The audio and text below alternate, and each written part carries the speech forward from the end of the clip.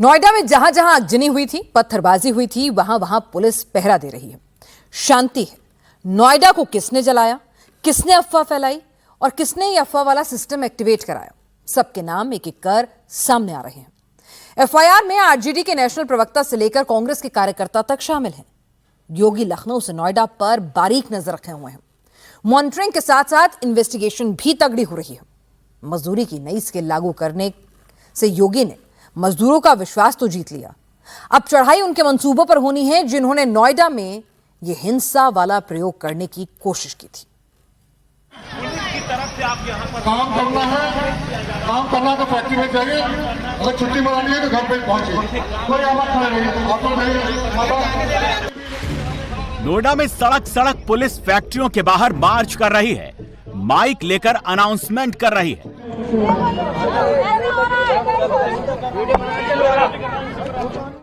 जो मजदूर माहौल खराब करने की कोशिश कर रहे हैं, उनको पुलिस एक एक करके पकड़ रही है, लेकर जा रही है।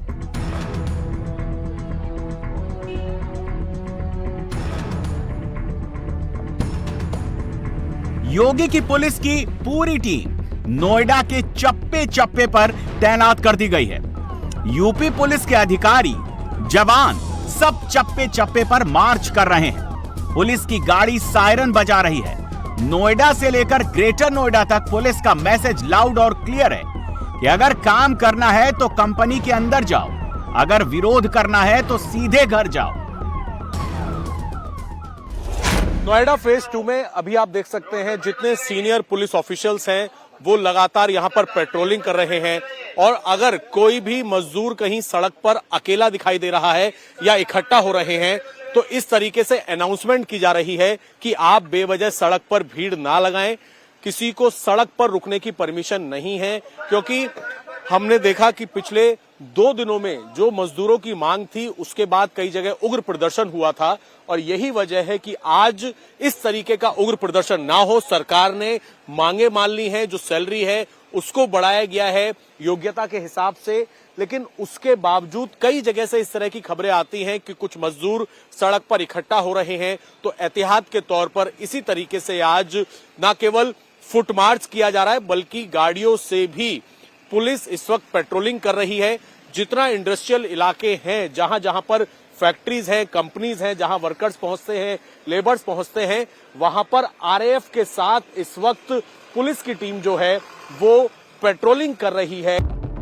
6 दिन बाद भी नोएडा में प्रोटेस्ट रुक नहीं रहा है। नोएडा से बवाल की आंच ग्रेटर नोएडा तक पहुंच गई। शिवनादर यूनिवर्सिटी के बाहर कर्मचारियों का प्रदर्शन हो रहा है। प्रदर्शन में महिलाएं भी हैं, पुरुष भी हैं, नारेबाजी भी हो रही है। सुबह शिवनादर यूनिवर्सिटी के बाहर ही सैकड़ों कर्मचारियों की जुटान हो गई। इसके बाद सभी का विरोध प्रदर्शन शुरू हो गया। नोएडा के फेज 2 में एक बार फिर वर्कर्स ने इस कंपनी के बाहर सुबह सुबह ही प्रोटेस्ट शुरू कर दिया। वर्कर्स की मांग थी कि कंपनी पहले बढ़े हुए वेतन की स्लिप गेट पर लगाए, तभी वो अंदर जाकर काम करेंगे। ये जो आप कंपनी देख रहे हैं लक्ष्मी रिमोट, यहां पर 7 साढ़े 7 बजे के आसपास कुछ लेबर्स अंदर इकट्ठा हुए, यहां पर प्रदर्शन किया, जिसके बाद एहतियात के तौर पर जो नोएडा पुलिस है वो भी यहां पर पहुंची, पुलिस की टीम यहां पर पहुंची। कंपनी के लोगों ने, पुलिस ने लेबर्स को समझाया और ये बताया कि 1 अप्रैल 2026 से जो सरकार ने अकुशल, अर्धकुशल और कुशल जो सैलरी में बदलाव किया है उसी हिसाब से सैलरी अब मिला करेगी। पहले कितनी सैलरी थी, अब कितनी सैलरी है, वो पूरी तरीके से उनकी मांग थी कि इस नोटिस को कंपनी के बाहर लगाएं ताकि उनको ये भरोसा हो कि कंपनी अब बढ़ा हुआ जो अमाउंट है वही मजदूरों को दिया करेगी। इस नोटिस को चस्पा किया गया गेट पर, जिसके बाद जो लेबर थे उनको समझाया गया और वो अब अंदर आराम से काम कर रहे हैं। फिलहाल किसी तरह का प्रदर्शन नहीं चल रहा है। कंपनी के कुछ लोग हैं, सुबह प्रोटेस्ट हुआ था, अब कैसे हालात हैं? अभी जी, अभी कोई दिक्कत नहीं है, सब लेबर अंदर काम कर रही है। नोएडा में केवल चप्पे चप्पे पर पुलिस ही नहीं तैनात है, बल्कि नोएडा की डीएम भी सड़क पर उतरकर मजदूरों से बात कर रही हैं। योगी की पुलिस ने भी अब जांच एसआईटी को सौंप दी है। नोएडा को जिसने भी जलाया उनके नाम भी सामने आने लगे हैं। 300 से ज्यादा लोगों की गिरफ्तारियां की गई हैं। नोएडा में जिस ने भी पुलिस पर पत्थर चलाए थे, जिस ने भी कंपनियों में तोड़ फोड़ की थी, जिस ने भी आगजनी की थी, सबकी तलाश सीसीटीवी के जरिए की जा रही है। क्योंकि नोएडा में जो कुछ हुआ उसकी मॉनिटरिंग खुद सीएम योगी लखनऊ से कर रहे हैं। नोएडा में योगी की पुलिस 3 तरह से एक्शन कर रही है। मजदूरों को समझाया जा रहा है, सुरक्षा के लिए मार्च निकाला जा रहा है, दोषियों की पहचान के लिए एसआईटी बना दी गई है।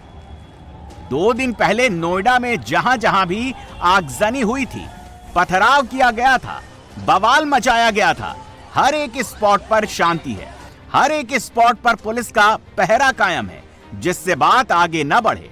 नोएडा पुलिस ने 7 एफआईआर दर्ज की है। ये सभी एफआईआर की कॉपियां हैं, जिनके आधार पर नोएडा हिंसा की जांच आगे बढ़ रही है और हर एक जांच के साथ नए खुलासे हो रहे हैं। नोएडा हिंसा की इन्वेस्टिगेशन में 2 नाम सामने आए हैं। आरजेडी प्रवक्ता प्रियंका भारती ने नोएडा में मजदूरों को भड़काया। आरजेडी प्रवक्ता कंचना यादव ने नोएडा में मजदूरों को आगजनी और बवाल के लिए उकसाया। नोएडा पुलिस की इस एफआईआर में देखिए, कंचना यादव का नाम शामिल है। नोएडा पुलिस की इस एफआईआर में देखिए, प्रियंका भारती का नाम शामिल है। नोएडा पुलिस ने तफसील से बताया कि आरजेडी की दोनों ही राष्ट्रीय प्रवक्ता ने आखिर कैसे इस साजिश को अंजाम दिया, कैसे मजदूरों को बरगलाने का काम किया, कैसे हिंसा को आग देने का काम किया। नोएडा का बताकर गलत वीडियो शेयर किया। गलत वीडियो से अलग अलग जगहों पर भय और अविश्वास फैला। पुलिस की छवि धूमिल करने के लिए भड़काऊ जानकारी शेयर की गई। भ्रामक नैरेटिव बनाकर लोगों को भड़काया गया।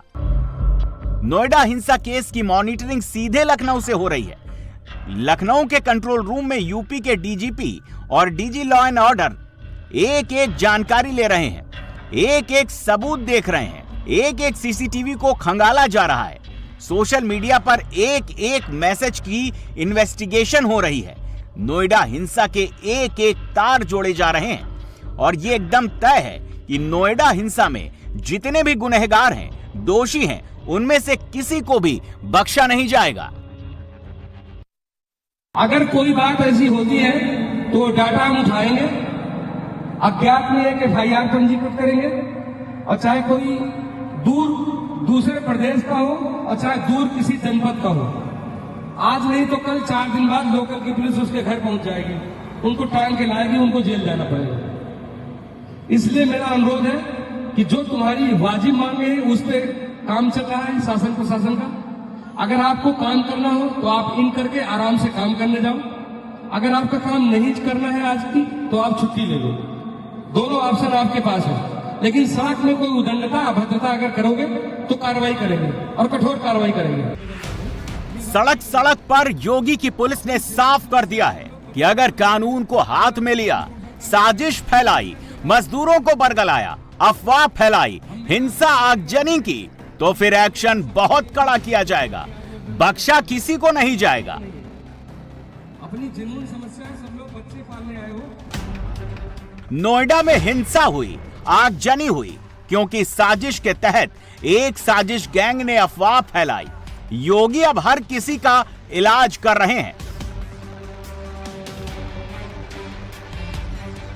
लखनऊ में योगी को चैलेंज करने के लिए नोएडा में आग वाली जो साजिश रची गई, उसके 4 किरदार सामने आ चुके हैं, जिन्होंने अफवाह, भ्रामक, भड़काऊ जानकारी सोशल मीडिया पर पोस्ट की और मजदूरों ने नोएडा को जला दिया। पहला किरदार जितेंद्र कुमार दौसा, फेसबुक पर युवक की पिटाई का वीडियो पोस्ट किया। वीडियो को नोएडा का बताया। जांच में खुलासा हुआ कि वीडियो मध्य प्रदेश के शहडोल का है। दूसरा किरदार Twitter handle @its Katyayani, sector 62 Noida में आगजनी होने का दावा करते हुए वीडियो पोस्ट किया।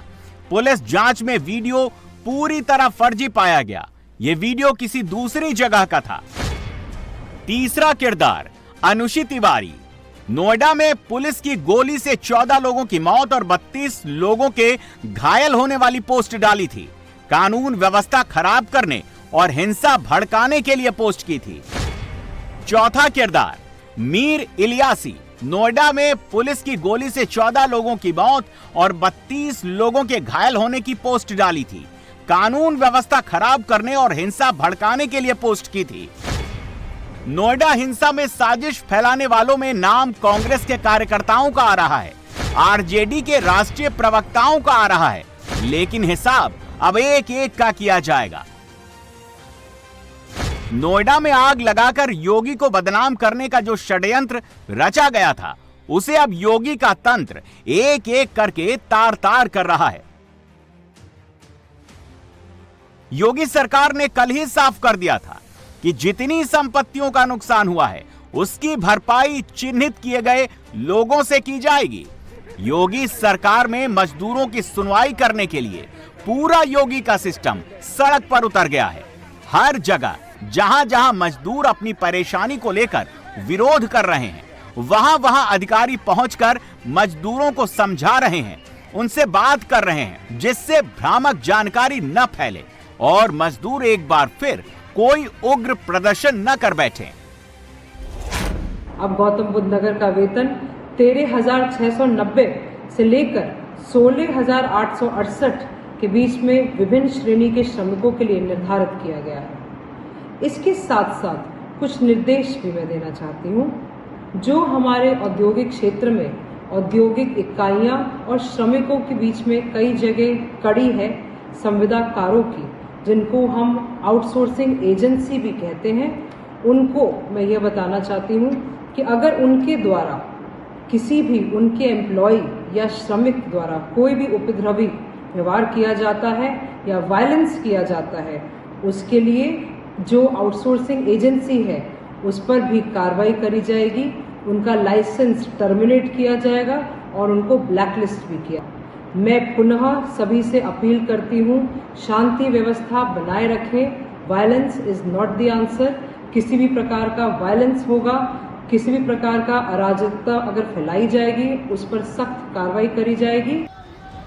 नोएडा में आग लगाने के लिए 40,000 मजदूरों को बरगला कर उतार दिया गया था।